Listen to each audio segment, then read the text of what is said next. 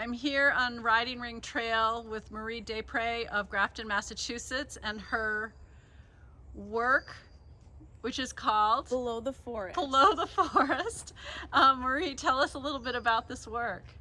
So, what I started doing was, one time I was hiking and I just stopped on the trail, and in that moment had this experience of just witnessing all the interconnecting layers of roots and all the different layers of earth underneath the forest. So this piece and other ones I've worked on are how to bring that to life, what that could look like.